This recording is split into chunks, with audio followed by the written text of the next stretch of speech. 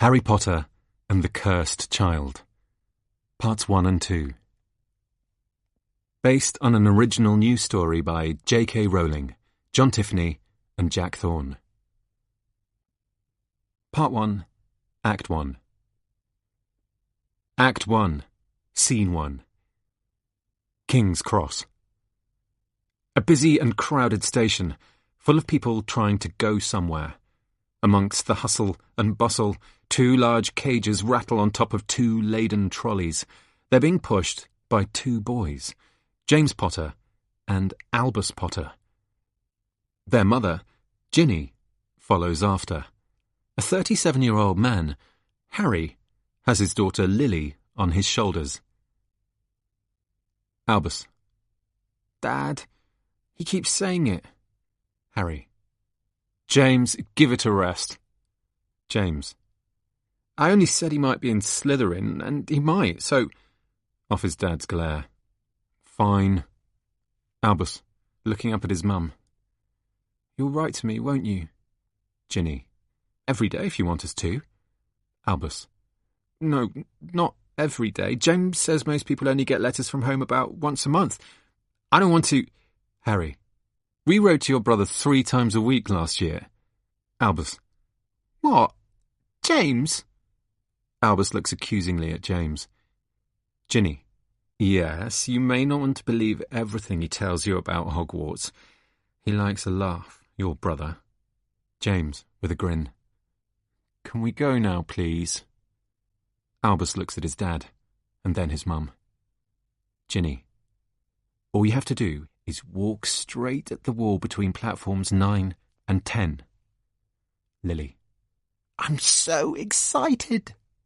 Harry. Don't stop, and don't be scared. You'll crash into it. That's very important. Best to do it at a run if you're nervous. Albus. I'm ready. Harry and Lily put their hands on Albus's trolley. Ginny joins James's trolley, and together, the family run hard into the barrier.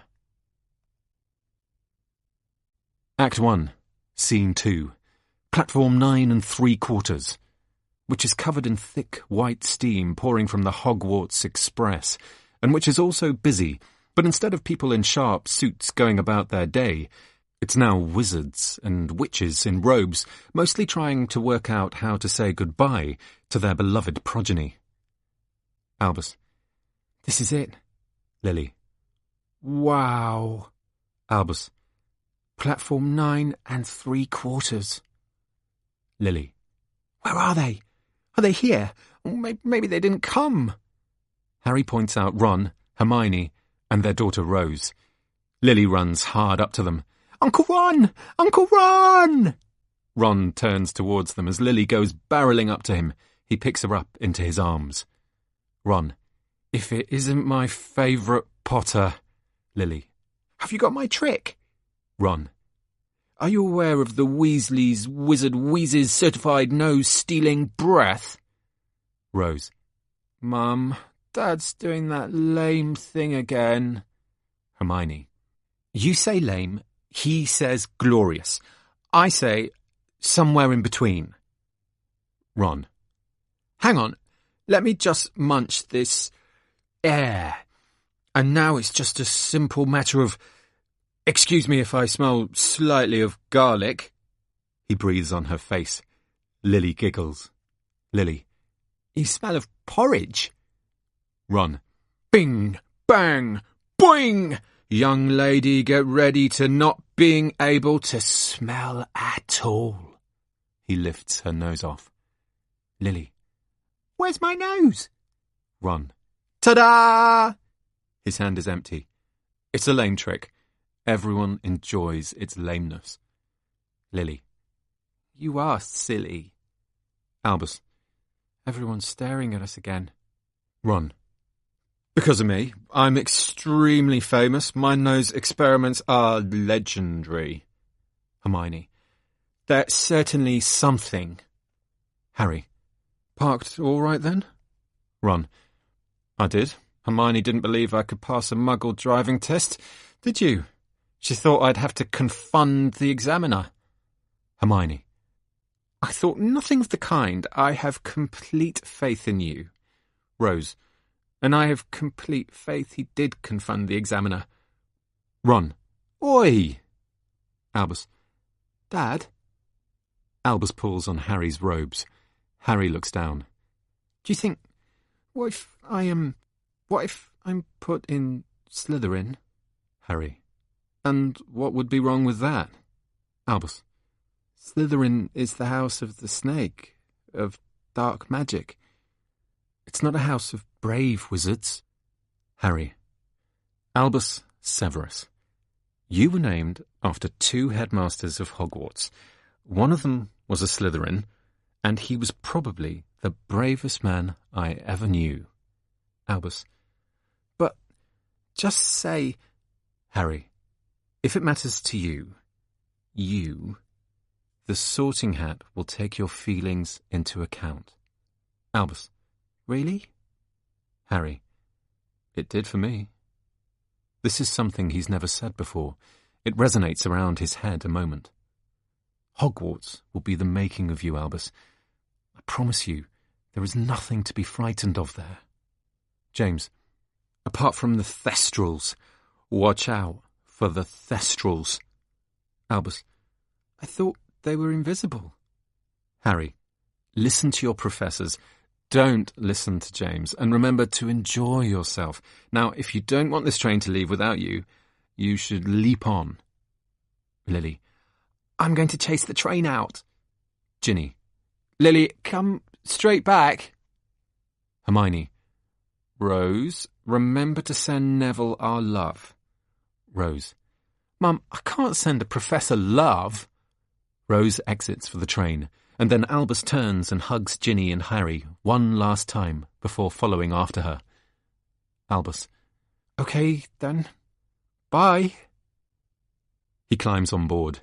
Hermione, Ginny, Ron and Harry stand watching the train as whistles blow up and down the platform. Ginny. They're going to be okay, right? Hermione. Hogwarts is a big place. Ron.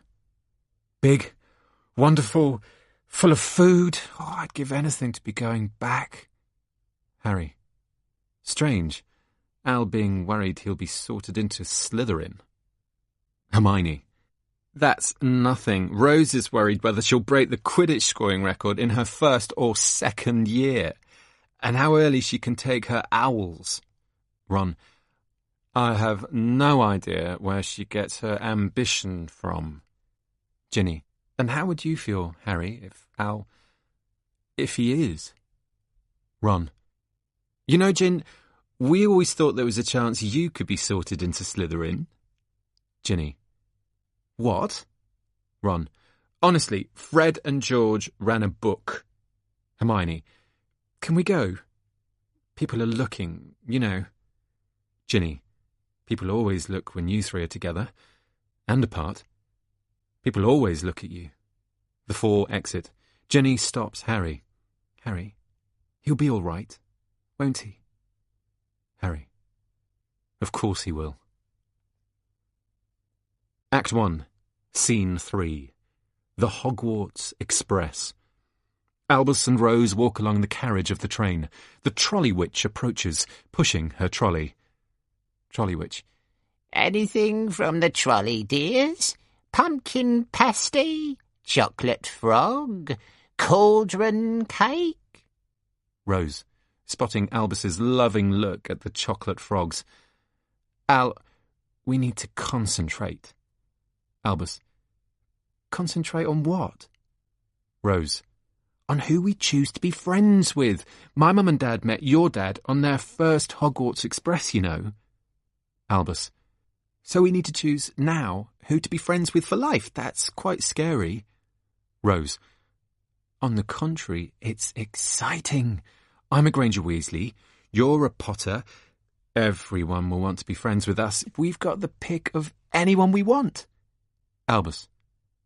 So how do we decide which compartment to go in? Rose. We rate them all, and then we make a decision.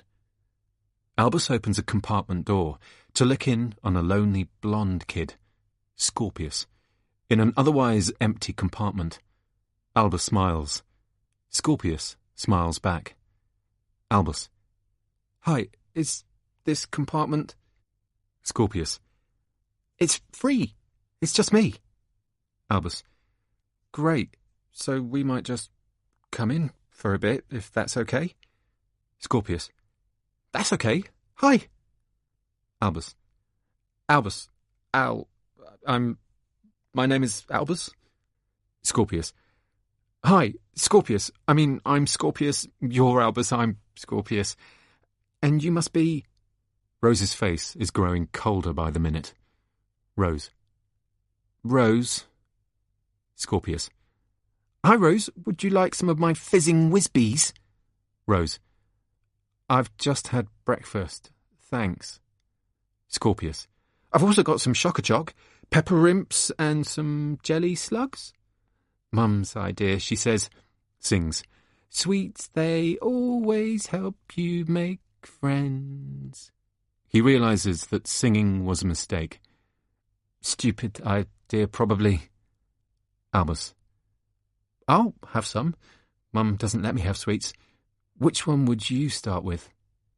Rose hits Albus, out of sight of Scorpius. Scorpius. Easy. I've always regarded the pepper imp as the king of the confectionery bag. They're peppermint sweets that make you smoke at the ears. Albus. Brilliant. Then that's what I'll... Rose hits him again. Rose, will you please stop hitting me? Rose. I'm not hitting you. Albus. You are hitting me, and it hurts. Scorpius's face falls. Scorpius. She's hitting you because of me. Albus. What? Scorpius. Listen, I know who you are, so it's probably only fair you know who I am. Albus. What do you mean, you know who I am? Scorpius. You're Albus Potter. She's Rose Granger Weasley, and I am Scorpius Malfoy. My parents are Astoria and Draco Malfoy. Our parents, they didn't get on. Rose. That's putting it mildly. Your mum and dad are Death Eaters. Scorpius, affronted. Dad was, but Mum wasn't. Rose looks away, and Scorpius knows why she does. I know what the rumour is, and it's a lie. Albus looks from an uncomfortable Rose to a desperate Scorpius. Albus.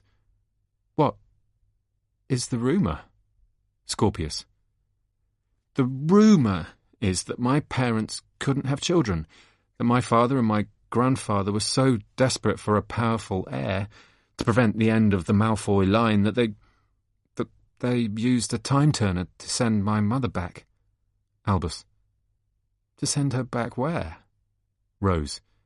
The rumour is that he's Voldemort's son, Albus. A horrible, uncomfortable silence. It's probably rubbish. Look, you've got a nose. The tension is slightly broken. Scorpius laughs, pathetically grateful. Scorpius. And it's just like my father's. I got his nose, his hair, and his name. Not that that's a great thing either. Father-son issues, I have them, but on the whole, I'd rather be a Malfoy than, the son of the Dark Lord.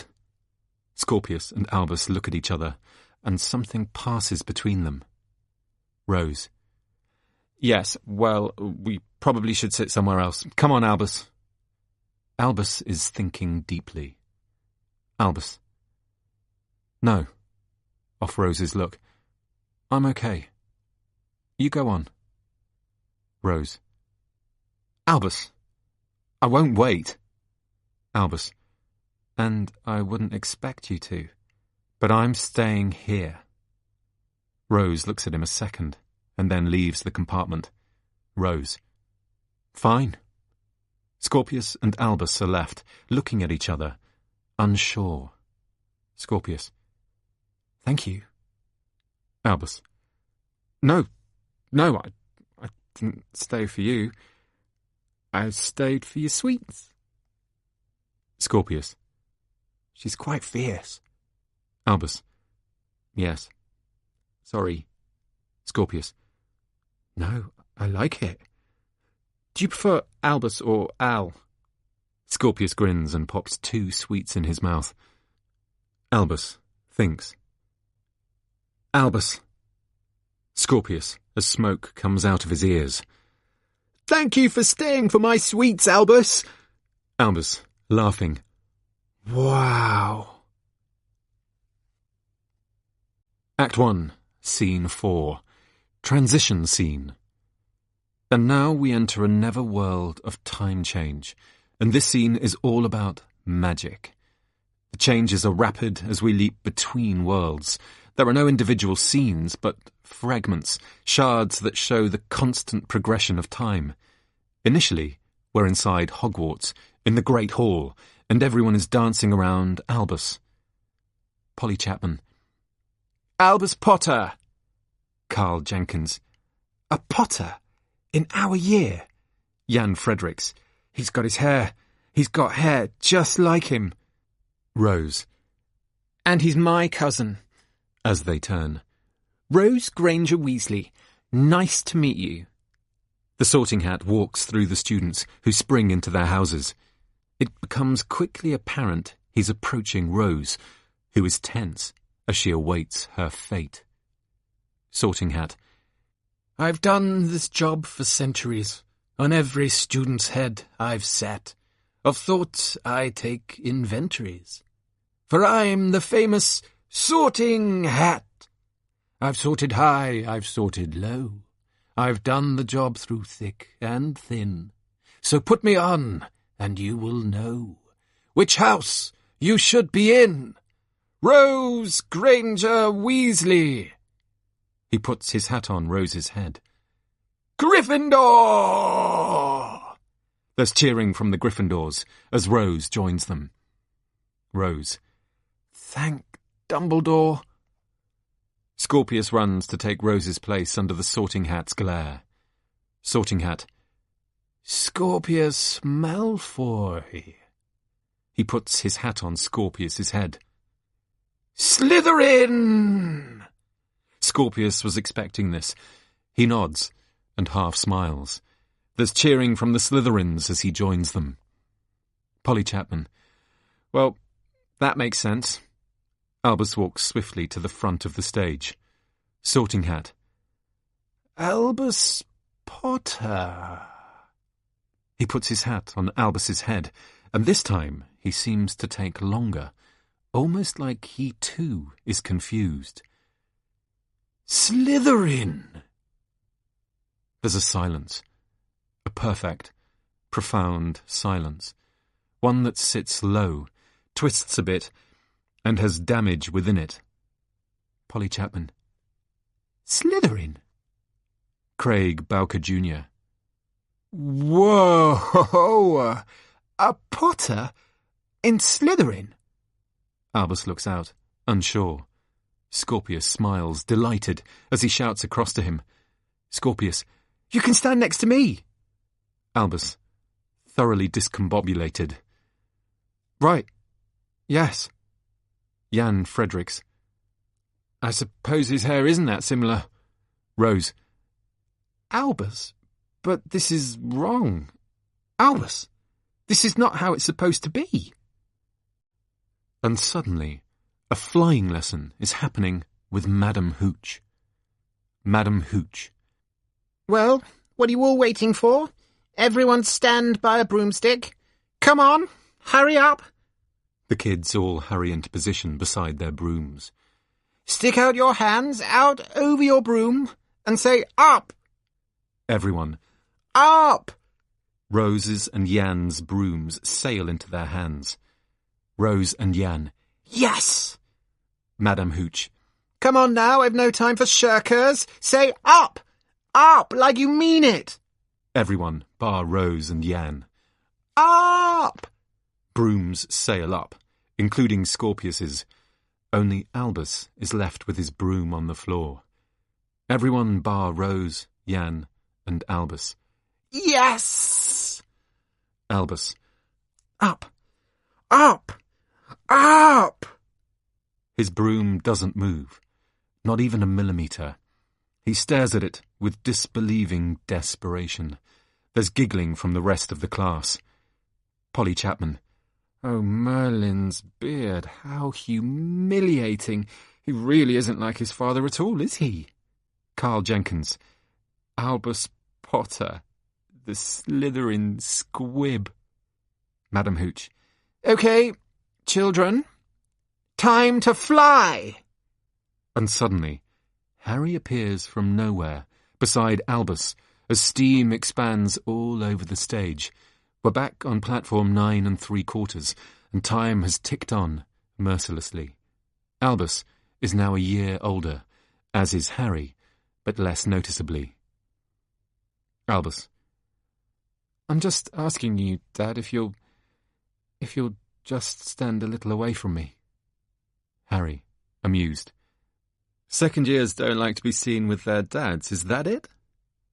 An over-attentive wizard begins to circle them. Albus. No, it's just, you're you, and I'm me, and... Harry. It's just people looking, okay? People look, and they're looking at me, not you.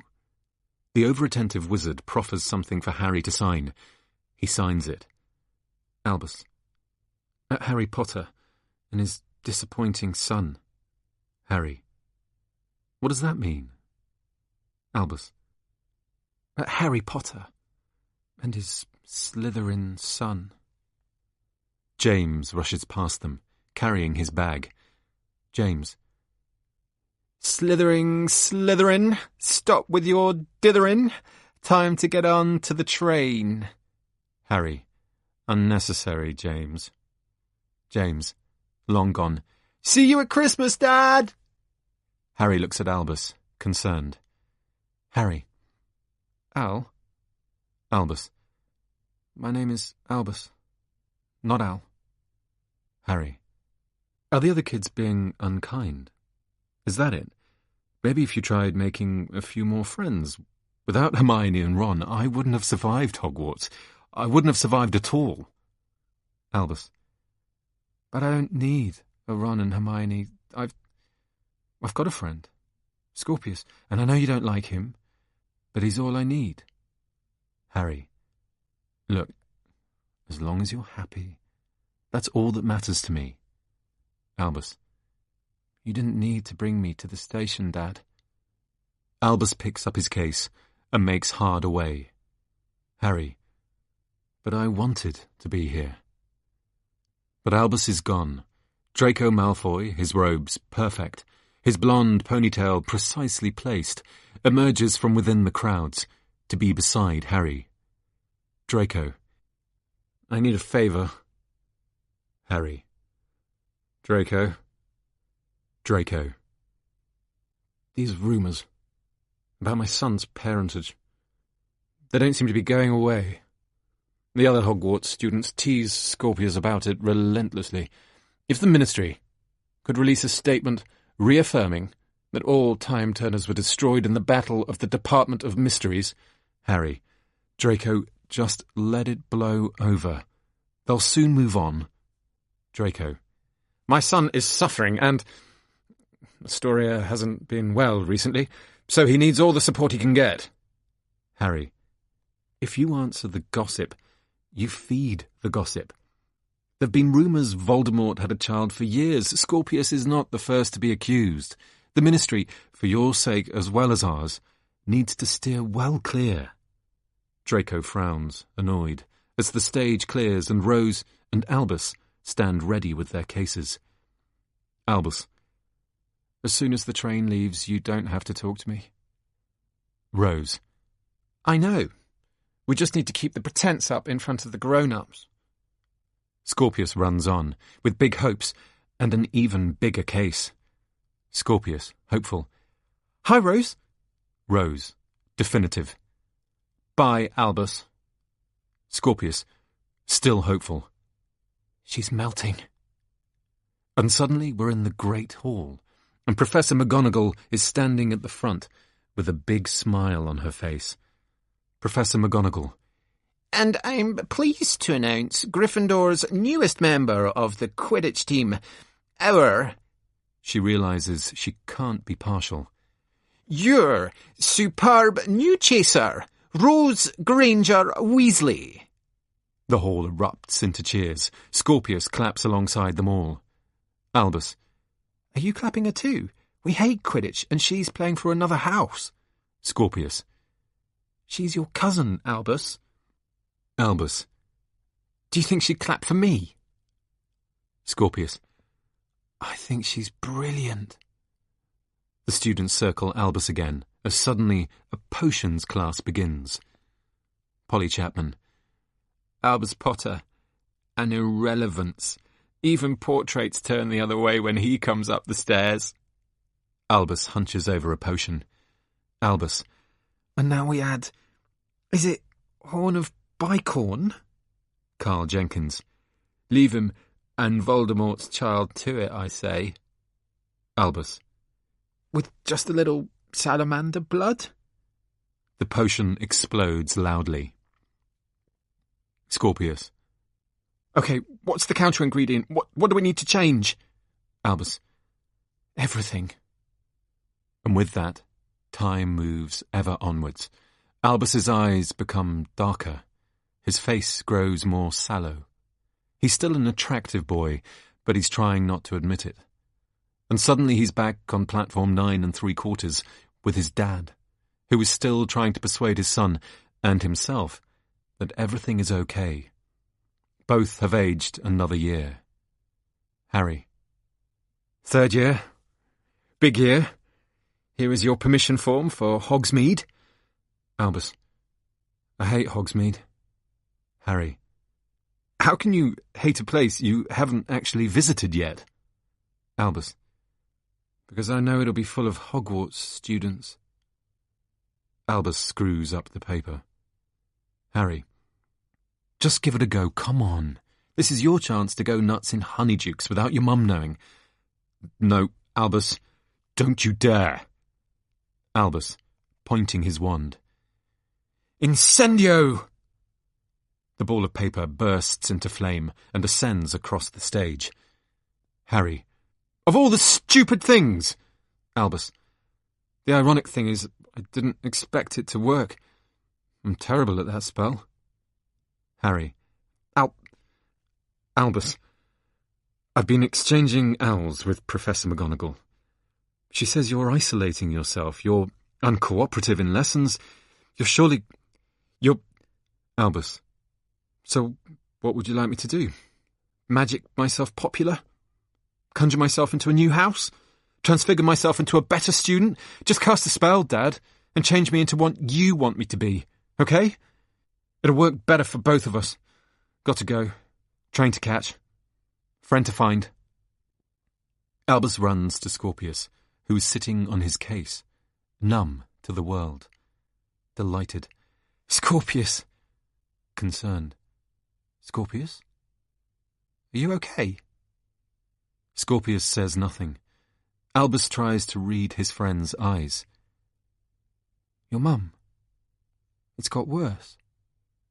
Scorpius. It's got the worst it can possibly get. Albus sits down beside Scorpius. Albus. I thought you'd send an owl. Scorpius. I couldn't work out what to say. Albus. And now I don't know what to say. Scorpius. Say nothing. Albus.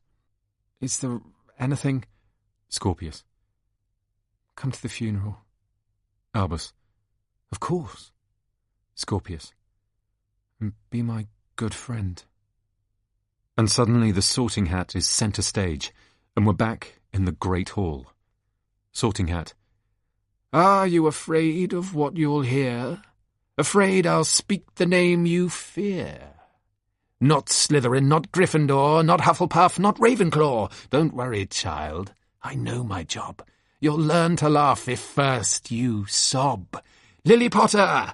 Gryffindor! Lily. Yes! Albus. Great.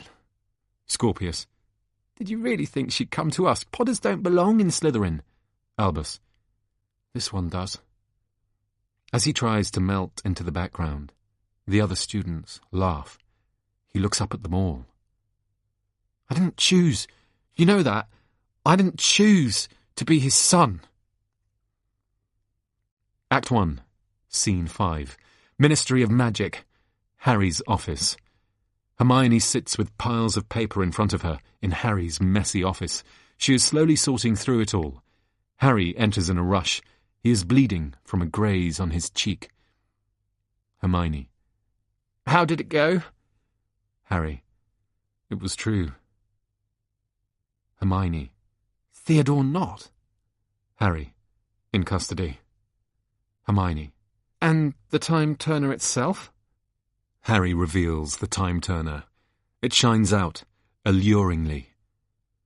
Is it genuine? Does it work? It's not just an hour reversal turner. It goes back further? Harry. We don't know anything yet. I wanted to try it out there and then, but wiser heads prevailed. Hermione. Well, now we have it. Harry. And you're sure you want to keep it? Hermione. I don't think we've a choice. Look at it. It's entirely different to the time turner I had. Harry, dryly. Apparently, wizardry has moved on since we were kids. Hermione. You're bleeding. Harry checks his face in the mirror. He dabs at the wound with his robes. Don't worry. It'll go with the scar. Harry with a grin. What are you doing in my office, Hermione? Hermione. I was anxious to hear about Theodore Nott and thought I'd check whether you'd kept your promise and were on top of your paperwork. Harry. Ah. Turns out I'm not. Hermione. No, you're not. Harry, how can you get any work done in this chaos? Harry waves his wand and the papers and books transform into neat piles. Harry smiles. Harry. No longer chaotic. Hermione. But still ignored. You know, there's some interesting stuff in here. There are mountain trolls riding Gruffhorns through Hungary. There are giants with winged tattoos on their backs walking through the Greek seas, and the werewolves have gone entirely underground. Harry. Great. Let's get out there. I'll get the team together. Hermione. Harry, I get it. Paperwork's boring. Harry. Not for you. Hermione. I'm busy enough with my own.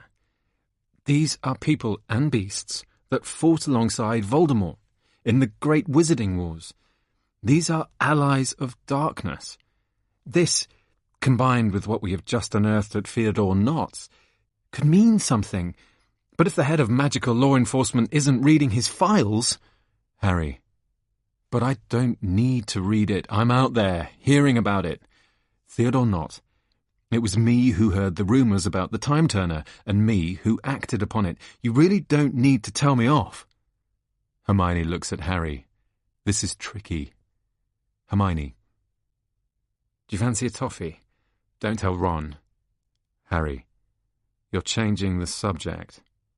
Hermione. I truly am. Toffee? Harry. Can't. We're off sugar at the moment. Beat. You know, you can get addicted to that stuff. Hermione. What can I say? My parents were dentists. I was bound to rebel at some point. 40 is leaving it a little late, but you've just done a brilliant thing. You're certainly not being told off. I just need you to look at your paperwork every now and again. That's all. Consider this a gentle nudge from the Minister for Magic. Harry hears the implication in her emphasis. He nods. How's Ginny? How's Albus? Harry. It seems I'm as good at fatherhood as I am at paperwork. How's Rose? How's Hugo? Hermione, with a grin. You know, Ron says he thinks I see more of my secretary, Ethel, she indicates off stage, than him. Do you think there's a point where we made a choice? Parent of the Year or Ministry Official of the Year? Go on. Go home to your family, Harry. The Hogwarts Express is about to depart for another year. Enjoy the time you've got left, and then come back here with a fresh head and get these files read. Harry, you really think this could all mean something? Hermione, with a smile. It could do, but if it does, we'll find a way to fight it, Harry. We always have. She smiles once more, pops a toffee in her mouth, and leaves the office. Harry is left alone. He packs his bag. He walks out of the office and down a corridor, the weight of the world upon his shoulders. He walks, tired, into a telephone box. He dials 62442. Telephone box. Farewell, Harry Potter. He ascends away from the Ministry of Magic. Act 1, Scene 6. Harry Potter and Ginny Potter's house. Albus can't sleep. He is sitting at the top of the stairs. He hears voices below him. We hear Harry's voice before he's revealed. An elderly man in a wheelchair is with him. Amos Diggory. Harry. Amos, I understand, I really do, but I'm only just home and... Amos. I've tried to make appointments at the ministry. They say, Mr. Diggory, we have an appointment for you. Let's see. In 2 months. I wait. Very patiently. Harry. And coming to my house in the middle of the night, when my kids are just getting ready for their new year at school, it's not right. Amos. 2 months pass. I receive an owl. Mr. Diggory, I'm awfully sorry, but Mr. Potter is being called away on urgent business. We're going to have to shift things around a little. Are you available for an appointment in, let's see, 2 months' time? And then it repeats, again, and again. You're shutting me out. Harry. Of course I'm not. It's just, I'm afraid... As the head of the Department of Magical Law Enforcement, I'm responsible... Amos. There's plenty you're responsible for. Harry. Sorry? Amos. My son. Cedric. You do remember Cedric, don't you? Harry. Remembering Cedric hurts him. Yes. I remember your son. His loss. Amos. Voldemort wanted you, not my son. You told me yourself the words he said were, kill the spare, the spare. My son, my beautiful son, was a spare. Harry. Mr. Diggory, as you know, I sympathise with your efforts to memorialise Cedric, but... Amos. A memorial? I'm not interested in a memorial. But not any more. I'm an old man. An old, dying man. And I am here to ask you, beg you, to help me get him back. Harry looks up, astonished. Harry. Get him back? Amos, that's not possible. Amos. The ministry has a time-turner, does it not? Harry. The time-turners were all destroyed. Amos. The reason I'm here with such urgency is I've just heard a rumour, strong rumour, that the ministry seized an illegal time-turner from Theodore Nott and has kept it for investigation. Let me use that time-turner.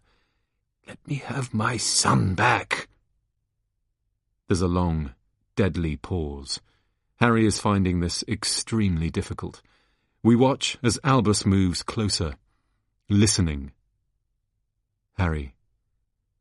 Amos, playing with time. You know we can't do that. Amos. How many people have died for the boy who lived? I'm asking you to save one of them. This hurts Harry. He thinks. His face hardens. Harry. Whatever you've heard, the Theodore Nott story is a fiction, Amos. I'm sorry. Delphi. Hello? Albus jumps a mile as Delphi, a 20-something determined-looking woman, is revealed looking through the stairs at him. Oh, sorry, I didn't mean to startle. I used to be a big stir listener myself. Sitting there, waiting for someone to say something the tiniest bit interesting? Albus. Who are you? Because this is sort of my house and... Delphi. I'm a thief, of course. I'm about to steal everything you own. Give me your gold, your wand, and your chocolate frogs. She looks fierce, and then smiles. Either that, or I'm Delphine Diggory. She ascends the stairs and sticks out a hand. Delphi. I look after him. Amos. Well, I try. She indicates Amos. And you are? Albus. Rueful grin. Albus. Delphi. Of course. Albus Potter. So Harry is your dad? That's a bit wow, isn't it? Albus. Not really. Delphi. Have I just put my foot in it? It's what they used to say about me at school. Delphine Diggory. There isn't a hole she couldn't dig herself into. Albus. They do all sorts with my name too. Pause. She looks at him carefully. Amos. Delphi! She makes to depart, and then hesitates. She smiles at Albus. Delphi. We don't choose who we're related to. Amos isn't just my patient. He's my uncle. It's part of the reason I took the job at Upper Flagley. But that's made it difficult. It's tough to live with people stuck in the past, isn't it? Amos. Delphi! Albus. Upper Flagley. Delphi. St. Oswald's Home for Old Witches and Wizards. Come see us sometime if you like. Amos. Delphi! She smiles, and then trips as she travels down the stairs. She enters the room with Amos and Harry in it. Albus watches her. Delphi. Yes, Uncle? Amos. Meet the once great Harry Potter, now a stone-cold ministry man. I will leave you in peace, sir, if peace is the right word for it. Delphi, my chair. Delphi. Yes, Uncle. Amos is pushed out of the room. Harry is left, looking forlorn. Albus watches on, thinking, carefully. Act 1, Scene 7. Harry and Ginny Potter's house. Albus's room. Albus is sitting on the bed as the world goes on outside his door, still against the constant motion outside. We hear a roar from James, from offstage. Ginny. James, please ignore your hair and tidy that damn room. James. How can I ignore it? It's pink. I'm going to have to use my invisibility cloak. James appears at the door. He has pink hair. Ginny. That's not why your dad gave you that cloak. Lily. Who's seen my potions book? Ginny. Lily Potter, don't think you're wearing those to school tomorrow. Lily appears at Albus's door. She's wearing fairy wings that flutter. Lily. I love them. They're fluttery. She exits as Harry appears in Albus's doorway. He looks through. Harry. Hi. There's an awkward pause between them. Ginny appears in the doorway. She sees what's happening and stays a moment. Just delivering a pre-Hogwarts gift. Gifts. Ron sent this. Albus. Okay. A love potion? Okay. Harry. I think it's a joke about... I don't know what. Lily got farting gnomes. James got a comb that's made his hair turn a shade of pink. Ron... well, Ron's Ron, you know. Harry puts down Albus's love potion on his bed. I also... This is from me. He reveals a small blanket. Jenny looks at it. She sees Harry is trying, and then she softly walks away. Albus. An old blanket. Harry, I thought a lot about what to give you this year. James? Well, James has been going on about the invisibility cloak since time itself, and Lily, I knew she'd love wings. But you're 14 years old now, Albus, and I wanted to give you something which meant something. This is the last thing I had from my mum. The only thing. I was given to the Dursleys wrapped in it. I thought it had gone forever, and then, when your great-aunt Petunia died, hidden amongst her possessions, surprisingly, Dudley found this. And he kindly sent it on to me, and ever since then, well, any time I've wanted luck, I've found it, and just tried to hold it, and I wondered if you... Albus, wanted to hold it too? Okay. Done. Let's hope it brings me luck. I certainly need some. He touches the blanket. But you should keep it. Harry, I believe Petunia wanted me to have it. That's why she kept it, and now I want you to have it from me. I didn't really know my mother, but I think she'd have wanted you to have it too. And maybe I could find you and it on Hallows Eve.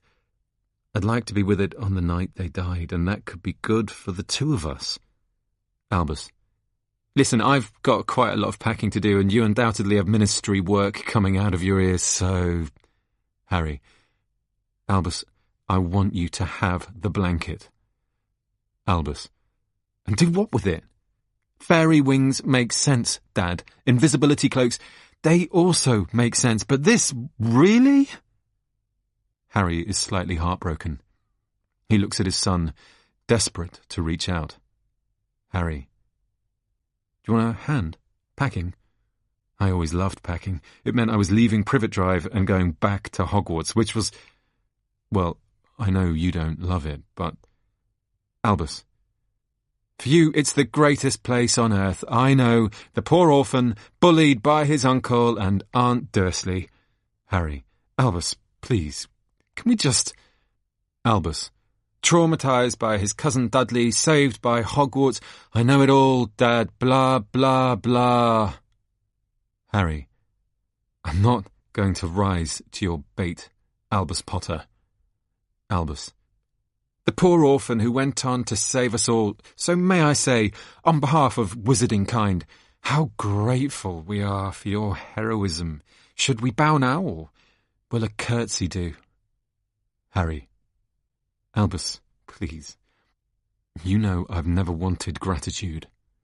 Albus, but right now I'm overflowing with it. It must be the kind gift of this mouldy blanket that did it. Harry, mouldy blanket. Albus, what did you think would happen? We'd hug. I'd tell you I always loved you. What? What? Harry, finally losing his temper. You know what? I'm done with being made responsible for your unhappiness. At least you've got a dad, because I didn't, okay? Albus, and you think that was unlucky? I don't. Harry, you wish me dead? Albus, no, I just wish you weren't my dad. Harry, seeing red. Well, there are times I wish you weren't my son. There's a silence. Albus nods. Pause. Harry realises what he's said. No, I didn't mean that. Albus, yes, you did. Harry, Albus, you just know how to get under my skin.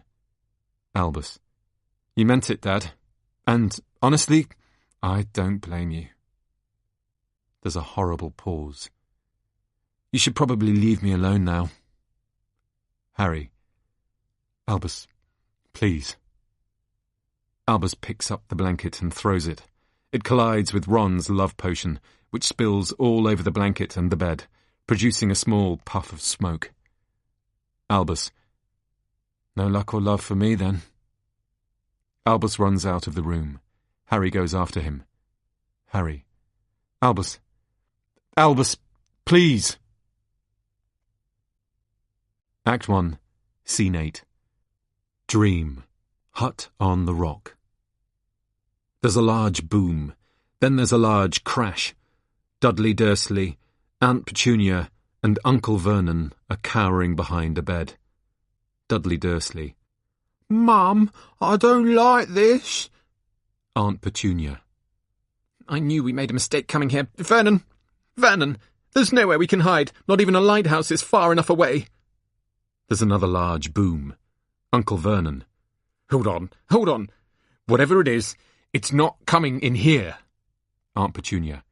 We're cursed. He's cursed us. The boy has cursed us. Seeing young Harry. This is all your fault. Get back in your hole. Young Harry flinches as Uncle Vernon holds out his rifle. Uncle Vernon. Whoever's there, I should warn you, I'm armed. There's a massive smash, and the door falls off its hinges. Hagrid stands in the middle of the door. He looks at them all. Hagrid. Couldn't make us a cup of tea, could you? It's not been an easy journey. Dudley Dursley. Look at him. Uncle Vernon. Stand back! Stand back behind me, Petunia, behind me, Dudley. I'll soon see this scaramanger off. Hagrid. Scara what? He picks up Uncle Vernon's gun. Haven't seen one of these for a while. He twists the end of the gun and ties it in a knot. Oops-a-daisy. And then he gets distracted. He's seen young Harry. Harry Potter. Young Harry. Hello. Hagrid. Last time I saw you, you was only a baby. You look a lot like your dad, but you've got your mum's eyes. Young Harry. You knew my parents? Hagrid. Where's me manners? A very happy birthday to you. Got summat for you here. I might have sat on it at some point, but it'll taste all right. From inside his coat he pulls a slightly squashed chocolate cake with Happy Birthday, Harry written on it in green icing. Young Harry. Who are you? Hagrid, laughing. True. I haven't introduced myself. Rubeus Hagrid, Keeper of Keys and Grounds at Hogwarts. He looks around himself. What about that tea, then, eh? I'd not say no to something stronger if you've got it. Mind? Young Harry. Hogware? Hagrid. Hogwarts. You know all about Hogwarts, of course. Young Harry. No. Sorry. Hagrid. Sorry? It's them as should be sorry. I knew you weren't getting your letters, but I never thought you wouldn't even know about Hogwarts. For crying out loud. Did you never wonder where your parents learnt it all? Young Harry. Learnt what? Hagrid turns menacingly towards Uncle Vernon. Hagrid. Do you mean to tell me that this boy knows nothing about anything? Uncle Vernon. I forbid you to tell the boy anything more. Young Harry. Tell me what? Hagrid looks at Uncle Vernon, and then at young Harry. Hagrid. Harry, you're a wizard. You changed everything. You're the most famous wizard in the whole world. And then, right from the back of the room, and whispering around everyone, words said, with an unmistakable voice. The voice of Voldemort. Potter.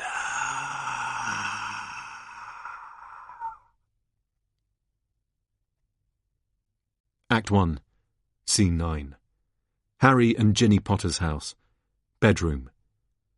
Harry wakes suddenly, breathing deeply in the night. He waits a moment, calming himself, and then he feels intense pain in his forehead, in his scar. Around him, dark magic moves. Ginny. Harry? Harry. It's fine. Go back to sleep. Ginny. Lumos. The room is filled with light from her wand. Harry looks at her. A nightmare? Harry. Yes. Ginny. About what? Harry. The Dursleys. Well, it started there, then it became something else. Pause. Ginny looks at him, trying to work out where he is. Ginny. Do you want a sleep draft? Harry. No, I'll be fine. Go back to sleep. Ginny. You don't seem fine. Harry says nothing, seeing his agitation. It can't have been easy, with Amos Diggory. Harry. The anger I can cope with. The fact he's right is harder. Amos lost his son because of me. Ginny. That doesn't seem particularly fair on yourself. Harry. And there's nothing I can say. Nothing I can say to anyone, unless it's the wrong thing, of course. Ginny knows what, or rather who, he's referring to. Ginny. So that's what's upsetting you? The night before Hogwarts, it's never a good night if you don't want to go. Giving Al the blanket. It was a nice try. Harry. It went pretty badly wrong from there. I said some things, Ginny. Ginny. I heard. Harry. And you're still talking to me? Ginny. Because I know that when the time is right, you'll say sorry, that you didn't mean it, that what you said concealed other things. You can be honest with him, Harry. That's all he needs. Harry. I just wish he was more like James or Lily. Ginny, dryly. Yeah, maybe don't be that honest. Harry. No, I wouldn't change a thing about him. But I can understand them and... Ginny. Albus is different, and isn't that a good thing? And he can tell, you know, when you're putting on your Harry Potter front. He wants to see the real you. Harry. The truth is a beautiful and terrible thing, and should therefore be treated with great caution. Ginny looks at him, surprised. Dumbledore. Ginny. Strange thing to say to a child. Harry. Not when you believe that child will have to die to save the world. Harry gasps again, and does all he can not to touch his forehead. Ginny. Harry? What's wrong? Harry. Fine, I'm fine. I hear you. I'll try to be... Ginny. Does your scar hurt? Harry. No, I'm fine. Now, Knox that, and let's get some sleep. Ginny. Harry, how long has it been since your scar hurt? Harry turns to Ginny. His face says it all. Harry. 22 years. Act 1, Scene 10. The Hogwarts Express. Albus walks quickly along the train. Rose. Albus, I've been looking for you. Albus. Me? Why? Rose isn't sure how to phrase what she has to say. Rose. Albus, it's the start of the 4th year, and so the start of a new year for us. I want to be friends again. Albus. We never were friends. Rose. That's harsh. You were my best friend when I was 6. Albus. That was a long time ago. He makes to walk away. She pulls him into an empty compartment. Rose. Have you heard the rumours? Big ministry raid a few days ago. Your dad apparently was incredibly brave. Albus. How do you always know about these things and I don't? Rose. Apparently he, the wizard they raided, Theodore Nott, I think, had all sorts of artefacts that broke all sorts of laws, including, and this has got them all gooey, an illegal time turner. And quite a superior one at that. Albus looks at Rose, everything falling into place. Albus. A time turner? My dad found a time turner. Rose. Shh. Yes, I know. Great, right? Albus. You're sure? Rose. Entirely. Albus. Now I have to find Scorpius. He walks down the train. Rose follows, still determined to say her piece. Rose. Albus! Albus turns decisively. Albus. Who's told you that you have to talk to me? Rose, sprung. OK, maybe your mum owled my dad, but only because she's worried about you, and I just think... Albus. Leave me alone, Rose. Scorpius is sitting in his usual compartment. Albus enters first, Rose still tailing him. Scorpius. Albus! Oh, hello, Rose. What do you smell of? Rose. What do I smell of? Scorpius.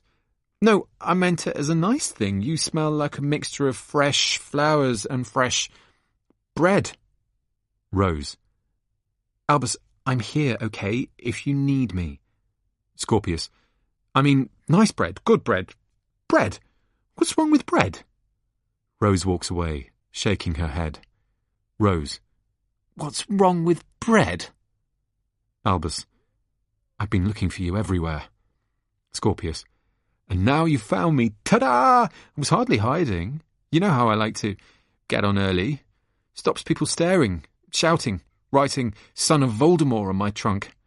That one never gets old. She really doesn't like me, does she? Albus hugs his friend, with fierceness. They hold for a beat. Scorpius is surprised by this. OK. Hello? Have we hugged before? Do we hug? The two boys awkwardly dislocate. Albus. Just a slightly weird 24 hours. Scorpius. What's happened in them? Albus. I'll explain later. We have to get off this train. There's the sound of whistles from off. The train starts moving. Scorpius. Too late. The train is moving. Hogwarts, ahoy! Albus. Then we have to get off a moving train. Trolley Witch. Anything from the trolley, dears? Albus opens a window and makes to climb out. Scorpius. A moving magical train. Trolley Witch. Pumpkin pasty? Cauldron cake? Scorpius. Albus, Severus, Potter, get that strange look out of your eye. Albus. First question. What do you know about the Triwizard Tournament? Scorpius, happy. Oh, a quiz. 3 schools pick 3 champions to compete in 3 tasks for 1 cup. What's that got to do with anything?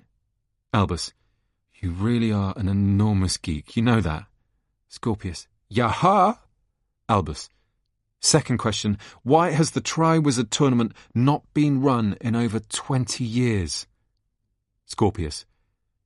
The last competition included your dad and a boy called Cedric Diggory. They decided to win together, but the cup was a portkey, and they were transported to Voldemort. Cedric was killed. They cancelled the competition immediately after. Albus. Good. Third question. Did Cedric need to be killed? Easy question. Easy answer. No. The words Voldemort said were, kill the spare. The spare! He only died because he was with my father, and my father couldn't save him. We can. A mistake has been made, and we're going to right it. We're going to use a time turner. We're going to bring him back. Scorpius. Albus. For obvious reasons, I'm not a massive fan of time turners. Albus. When Amos Diggory asked for the time turner, my father denied they even existed. He lied to an old man who just wanted his son back, who just loved his son. And he did it because he didn't care, because he doesn't care. Everyone talks about all the brave things Dad did, but he made some mistakes too. Some big mistakes, in fact. I want to set one of those mistakes right. I want us to save Cedric. Scorpius. OK, whatever was holding your brain together seems to have snapped. Albus. I'm going to do this, Scorpius. I need to do this. And you know as well as I do, I'll entirely mess it up if you don't come with me. Come on. He grins, and then disappears ever up. Scorpius hesitates for a moment. He makes a face, and then hoists himself up, and disappears after Albus. Act 1, Scene 11. The Hogwarts Express, roof. The wind whistles from all angles, and it's a fierce wind at that. Scorpius. OK, now we're on the roof of a train. It's fast, it's scary, this has been great, I feel like I've learnt a lot about me, something about you, but... Albus. As I calculated, we should be approaching the viaduct soon, and then it'll be a short hike to St. Oswald's home for old witches and wizards. Scorpius. The what? The where? Look, I'm as excited as you are to be a rebel for the first time in my life. Yay! Train roof, fun. But now... Oh... Scorpius sees something he doesn't want to see. Albus. The water will be an extremely useful backup if our cushioning charm doesn't work. Scorpius. Albus, the trolley witch. Albus. You want a snack for the journey? Scorpius. No, Albus, the trolley witch is coming towards us. Albus. No, she can't be. We're on top of the train. Scorpius points Albus in the right direction, and now he can see the trolley witch, who approaches nonchalantly, pushing her trolley. Trolley witch. Anything from the trolley, dears? Pumpkin pasty? Chocolate frog? Cauldron cake? Albus. Oh. Trolley witch. People don't know much about me. They buy my cauldron cakes, but they never really notice me. I don't remember the last time someone asked my name. Albus. What is your name? Trolley witch. I've forgotten. All I can tell you is that when the Hogwarts Express first came to be, Otterline Gamble herself offered me this job. Scorpius. That's 190 years. You've been doing this job for 190 years? Trolley witch. These hands have made over 6 million pumpkin pasties. I've got quite good at them. But what people haven't noticed about my pumpkin pasties is how easily they transform into something else. She picks up a pumpkin pasty. She throws it like a grenade. It explodes. And you won't believe what I could do with my chocolate frogs. Never, never have I let anyone off this train before they reached their destination. Some have tried. Sirius Black and his cronies, Fred and George Weasley. All have failed because this train, it doesn't like people getting off it. The trolley witch's hands transfigure into very sharp spikes. She smiles. So please retake your seats for the remainder of the journey. Albus. You were right, Scorpius. This train is magical. Scorpius. At this precise moment in time, I take no pleasure in being right. Albus. But I was also right about the viaduct. That's water down there. Time to try the cushioning charm. Scorpius. Albus, this is a bad idea. Albus. Is it? He has a moment's hesitation. Then he realizes the time for hesitation has passed. Too late now. 3, 2, 1. Molière! He incants as he jumps. Scorpius. Albus! Albus! He looks down desperately after his friend. He looks at the approaching trolley witch. Her hair wild, her spikes particularly spiky. Well, as fun as you clearly look, I have to go after my friend. He pinches his nose. He jumps after Albus, incanting as he goes. Molière! Act 1, Scene 12. Ministry of Magic, Grand Meeting Room. The stage is flooded with wizards and witches. They rattle and chatter like all true wizards and witches can.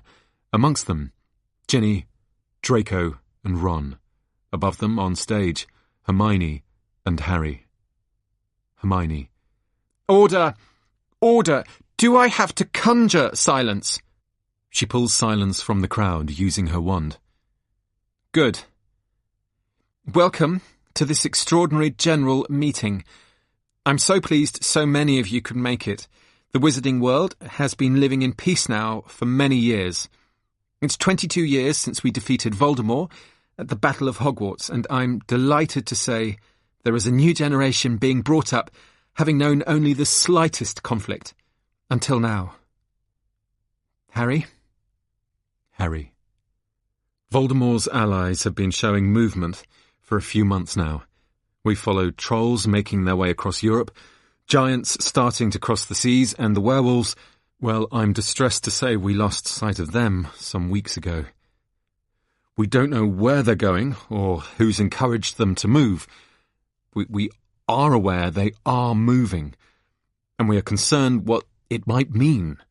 So we're asking, if anyone has seen anything, felt anything, if you could raise a wand. We will hear everyone speak. Professor McGonagall, thank you.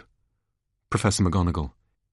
It did look like the potion stores had been interfered with when we returned from summer break, but not a huge amount of ingredients were missing. Some boomslang skin and lacewing flies. Nothing on the restricted register. We put it down to Peeves. Hermione. Thank you, Professor. We shall investigate.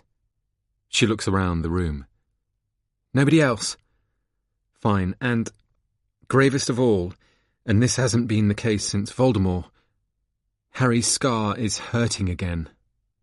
Draco. Voldemort is dead. Voldemort is gone. Hermione. Yes, Draco. Voldemort is dead, but these things all lead us to think that there is a possibility that Voldemort, or some trace of Voldemort, might be back. This gets a reaction. Harry. Now this is difficult, but we have to ask it to rule it out. Those of you with a dark mark, have you felt anything? Even a twinge? Draco. Back to being prejudiced against those with a dark mark, are we, Potter? Hermione. No, Draco. Harry is simply trying to... Draco. You know what this is about? Harry just wants his face back in the newspapers again. We've had rumours of Voldemort coming back from the Daily Prophet once a year, every year. Harry. None of those rumours came from me. Draco. Really? Doesn't your wife edit the Daily Prophet? Ginny steps towards him, outraged. Ginny. The sports pages? Hermione. Draco, Harry brought this matter to the attention of the Ministry, and I, as Minister for Magic... Draco. A vote you only won because you are his friend. Ron is held back by Ginny as he charges at Draco. Ron. Do you want to smack in the mouth? Draco. Face it, his celebrity impacts upon you all, and how better to get everyone whispering the Potter name again than with... He does an impression of Harry. My scar is hurting. My scar is hurting. And do you know what this all means? That the gossip mongers once again have an opportunity to defame my son with these ridiculous rumours about his parentage. Harry. Draco, no one is saying this has anything to do with Scorpius. Draco. Well, I, for one, think this meeting a sham, and I'm leaving. He walks out. Others start to disperse after him. Hermione. No, that's not the way... Come back! We need a strategy!